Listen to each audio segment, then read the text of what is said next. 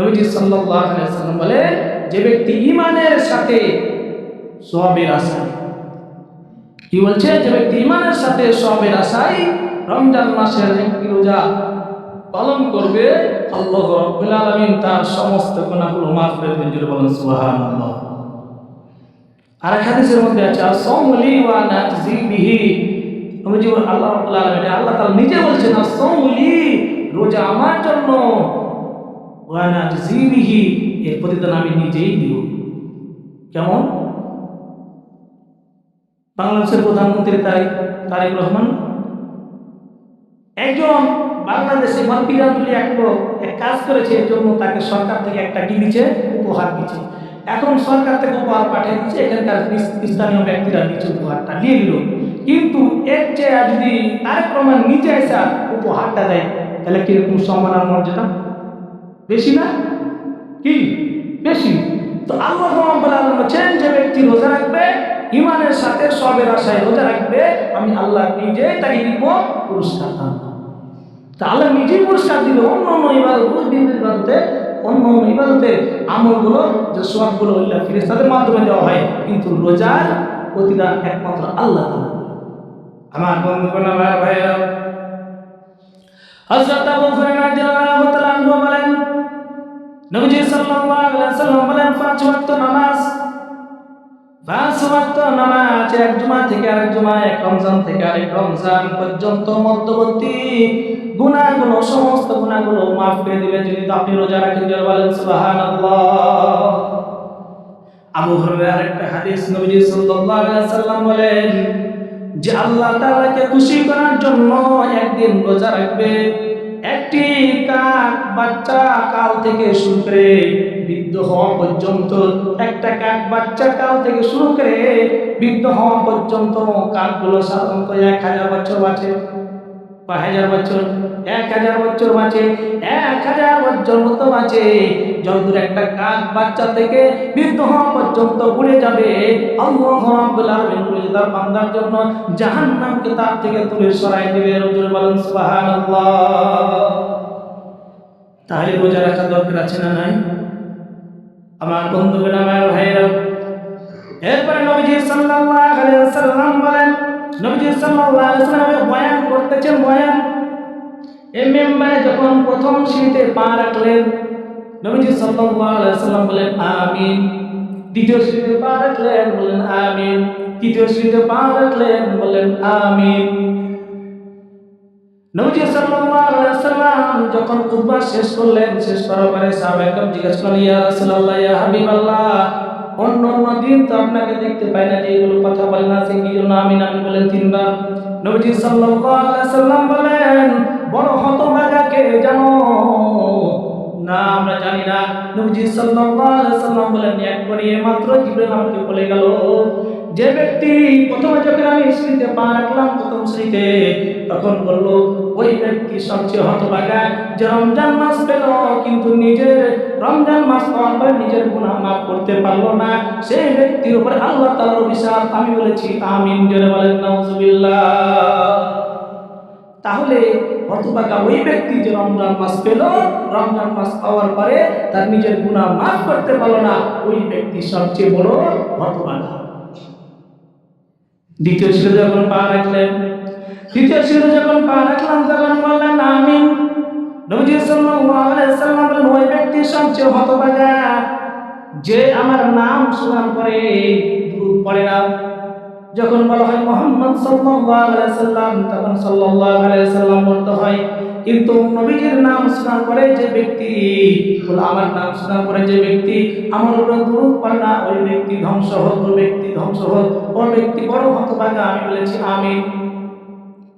3 নম্বর সিঁড়িতে যখন পা রাখলেন, তখন বললাম আমিন। এর জন্য বললাম, জিবরাইল আলাইহিস সালাম বলেন, ইয়া রাসূলুল্লাহ, ইয়া হাবিবাল্লাহ, ওই ব্যক্তি হতভাগা, ওই ব্যক্তি সবচেয়ে কপাল পোড়া যে তার দুনিয়াতে তার পিতামাতাকে জীবিত পেল, পিতামাতাকে জীবিত পাওয়ার পরে পিতামাতার খেদমত করলো না, ওই ব্যক্তি ধ্বংস। জোরে বলেন নাউজুবিল্লাহ। তাহলে কয়টার জন্য? একটা হলো রমজান মাসের রোজা, 1 নাম্বার রমজান মাসের রোজা, 2 নাম্বার দুরূদ পড়লো না যে নবীর নাম শুনে, 3 নাম্বার যে পিতা মাতা পেল কিন্তু পিতা মাতা পাওয়ার পরে পিতা মাতার খেদমত করে জান্নাত দিতে পারলো না, এই ব্যক্তি হতভাগা কপাল পোড়া। আমরা কি হতভাগা কপাল পোড়া হবো না সৌভাগ্যবান হবো বলেন তো? সৌভাগ্যবান হলে আমরা রমজান মাসে রোজা রাখবো, নবীজির নাম শুনে আমরা দুরূদ পড়বো, আর কি করবো? পিতা মাতার খেদমত করবো। আমার বন্ধুগণ, আমার ভাইরা, আমরা এই রমজান মাসে রোজা যদি রাখলাম, না খেয়ে থাকলাম, কিন্তু চোখ দিয়ে খারাপ কাজ করলাম, চোখ দিয়ে খারাপ জিনিস দেখলাম, মুখ দিয়ে মিথ্যা কথা বললাম, গীবত করলাম, কান দিয়ে খারাপ কাজ করলাম, অন্যায় কাজ করলাম, কান দিয়ে গান শুনলাম, তাহলে আমার রোজাটা একদম দুর্বল হয়ে গেল, রোজাটা একদম ভেঙে গেল। সুতরাং আমাকে যদি রোজাটা সহি শুদ্ধ রাখতে চাই, তাহলে আমার চোখের গুনাহ ছাড়তে হবে, কানের গুনাহ ছাড়তে হবে, জবানকে হেফাজত করতে হবে, তাহলে আমার পরিপূর্ণ না খাওয়াটা আমার সফল হবে, রোজা হবে। লাআল্লাকুম তাত্তাকুন, তাহলে আমি মুত্তাকি হয়ে যাব। আজকে আমরা রোজা রাখি কিন্তু মিথ্যা কথা বলি না? এই জন্য রমজান মাস পেয়েছি, এই রমজান মাস পাওয়ার পরে আবার কিছু মানুষ নিজে নিজে ইবাদত বানায়। নিজে নিজে কি বানায়? নিজে নিজে ইবাদত বানায় নেয়।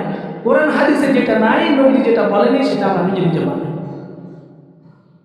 নবী সাল্লাল্লাহু আলাইহি ওয়াসাল্লামের দরবারে একজন মহিলা এসে বলছেন, ইয়া রাসূলুল্লাহ, ইয়া হাবিবাল্লাহ, আপনি যখন মসজিদে নববীতে নামাজ পড়ান তখন আপনার পিছনে নামাজ পড়তে ভালো লাগে। একজন মহিলা এসে বলছে, ইয়া রাসূলুল্লাহ, ইয়া হাবিবাল্লাহ, আপনি যখন মসজিদে নববীতে নামাজ পড়ান তখন আপনার পিছনে নামাজ পড়তে মজা লাগে, ভালো লাগে, খুব আনন্দ পাই। নবীজি সাল্লাল্লাহু আলাইহি ওয়াসাল্লাম বলেন, ও মহিলা, তুমি শুনো, আমার পিছনে নামাজ পড়তে আসো, এটা কি মজা লাগে, কিন্তু আমি নবী বলছি, আমি বিশ্ব নবী বলতেছি, মসজিদে নামাজ পড়লে কতগুলো সব, অনেকগুলো সব, হাজার হাজার লক্ষ লক্ষ সব। এই জন্য 1 লক্ষ রাকাতের সব হবে। কেউ যদি মসজিদে নববীতে 1 রাকাত নামাজ পড়তে পারে, 1 লক্ষ নামাজের সব দান করবে। যেটা বলেন সুবহানাল্লাহ। নবী সাল্লাল্লাহু আলাইহি ওয়াসাল্লাম বলেন, এখানে আমার মসজিদে নববীতে নামাজ পড়লে তুমি বেশি সওয়াব পাবে, কিন্তু আমি নবী বলতেছি, তোমার ঘরে যে একটা কোণাতে জায়গাতে তুমি নামাজ পড়ো, ওই তোমার ঘরের কোণাতে নামাজ পড়লে এই মসজিদে নববীর সমান সব তুমি পেয়ে যাবে। যেটা বলেন সুবহানাল্লাহ। ওই মহিলাকে বলে যে, তুমি তোমার ঘরে নামাজ পড়ো, তোমার এই মসজিদে নববীর চাইতে তুমি বেশি সওয়াব পাবে, সুতরাং তুমি মসজিদে আসা লাগবে না, তুমি ঘরেই পড়ো। নবীজির তিনার জামানাতে তিনি অনুমতি দেয়নি মসজিদে নামাজ পড়ার জন্য, অন্য কোথাও নামাজ পড়ার জন্য। কিন্তু আজকে আমাদের ফ্যাশন হয়ে গেছে, ফ্যাশনের কারণে আমরা কি করি, এখন মহিলারা বলছে আমরা কি করবো, নামাজ পড়বো, জামাত করি। আছে না? নাই। এলা নামাজ না, এলা ফ্যাশন। খোদার কসম করে, কোরআন হাতে করে বলছে, আপনি প্রত্যেকটা আলেমদেরকে জিজ্ঞাসা করেন যে যারা মহিলারা যে ফ্যাশন বানিয়ে নিয়েছে, যে একজন মানুষকে বা যাকে তাকে থেকে রেখে দিয়ে গ্রামের ভিতরে রাখে, হুজুর নিয়ে এসে উনকার মুখ আর হুজুর নিয়ে এসে আপনি গ্রামে নামাজ পড়াবেন, কোন হাদিসে আছে, কোন কোরআনে আছে, কোথায় আছে? আমরা কোন মাযহাব মানি বলেন তো? কথা বলে না। আমরা হানাফি মাযহাব মানি। হানাফি মাযহাবের কোন ইমামই বলেন নাই যে মহিলারা জামাত করে, মহিলারা জামাতের সাথে নামাজ আদায় করবে, মহিলারা অন্যের বাড়িতে গিয়ে, অন্যের মসজিদে গিয়ে নামাজ আদায় করবে। এটা কখনো কোন হানাফি মাযহাবের ইমামরা বলে নাই, কোন হুজুরা বলে নাই। যারা করে আহলে হাদিসের বাড়িতে, তখন কি আহলে হাদিসরা মসজিদের একদিকে পর্দা দিয়ে নামাজ আদায় করে। কেন, আমি কাপড়ে যখন ছিলাম তখন দেখেছি, আমিও নামাজ পড়েছি, তখন ওরা একদিকে মহিলা নামাজ পড়ে আর একদিকে পুরুষ নামাজ পড়ে। কিন্তু আমরা হানাফি মাযহাবে থেকে নাই। তো ভাই, যেটা নাই সেটা আপনি নিজে কেন বানায় নেবেন, নিজে ইবাদত কেন বানায় নেবেন? নিজে নিজে যেটা বানায়, এটা ইবাদত না, এটা ভণ্ডামি আর বাটপারি, এটা হচ্ছে বেদাত। সুতরাং নিজে নিজে ইবাদত বানানা, যেটা কোরআন হাদিসে নাই সেটা আপনি বানাবেন। আমি শুনতে পেয়েছি গ্রামে মসজিদে মহিলারা নামাজ 1-2 হাফিজ রেখে নামাজ আদায় করছে। আমি এই জন্য আপনাদের নলেজে দিলাম জিনিসটা। একে তো জিনিসটা ইসলাম সাপোর্ট করে না, হানাফি মাযহাব সাপোর্ট করে না। দ্বিতীয়ত ফিতনা হওয়ার আশঙ্কা আছে না? ওইখানে মহিলারা যাবে, খুলি বুড়ি মহিলারা যাবে না চুরি গেলে যাবে? চুরি গেল যাবে। সেখানে কি আছে, পর্দার ব্যাপার আছে। নামাজ পড়া ফরজ, পর্দা করা কি নফল, কি ফরজ। শুধু পর্দা করা ফরজ, নামাজ পড়া ফরজ। এখন আপনি পর্দার খেলাপ করে আপনি নামাজ আদায় করছেন, এটা কিন্তু ইসলাম সাপোর্ট করে। এই জন্য বিষয়টা খেয়াল করুন।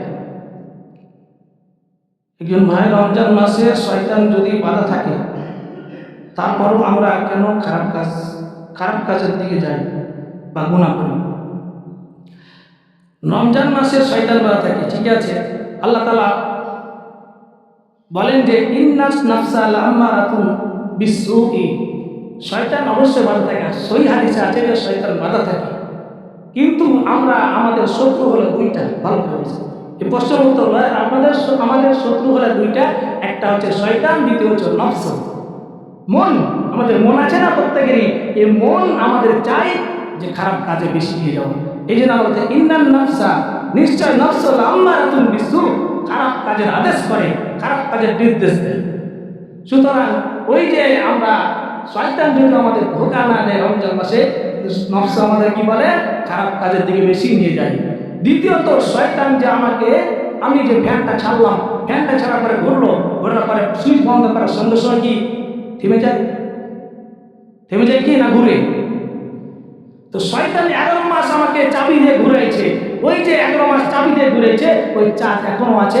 এই জন্য গুনাহ এখন কি আছে, আসল আমার ভিতরে আছে। আশা করি বুঝতে পেরেছেন প্রশ্নের উত্তরটা। এই জন্য নফসের কারণে আমরা খারাপ কাজ করি। এই জন্য নফসকে আমার ভালো করতে হবে, নফসকে শুদ্ধ করতে হবে। আমরা যদি নফস শুদ্ধ করতে পারি, ভালো করতে পারি, তাহলে আমরা গুনাহ করব না। আরেকটা প্রশ্ন হলো, রোজা রাখার পরে নাক, কান বা চোখে ড্রপ ব্যবহার করা যাবে কি?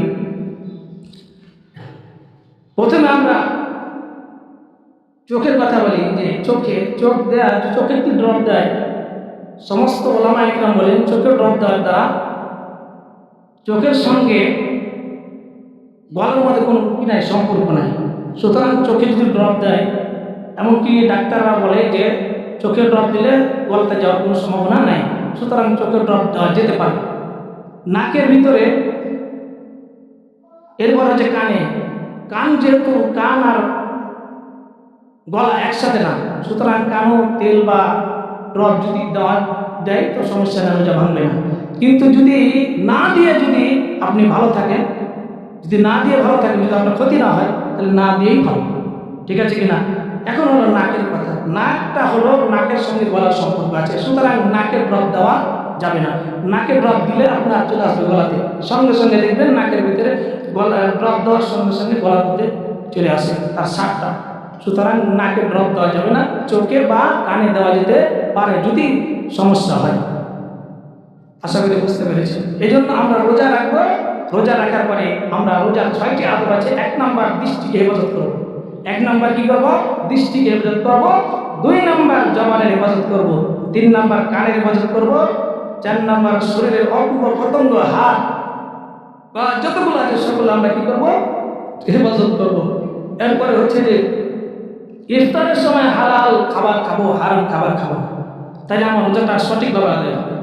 6 নম্বর, রোজা কবুল হওয়ার জন্য ভীত হতে হবে, ভয় করতে হবে আল্লাহকে। লাআল্লাকুম তাত্তাকুন, এই জন্য ভয় করতে হবে আল্লাহকে। আল্লাহ তাআলা আমরা বুঝতে পেরেছি, আমরা তারা আল্লাহ রাব্বুল আলামিন যে বললেন যে তোমাদের উপর রোজাকে ফরজ করেছি।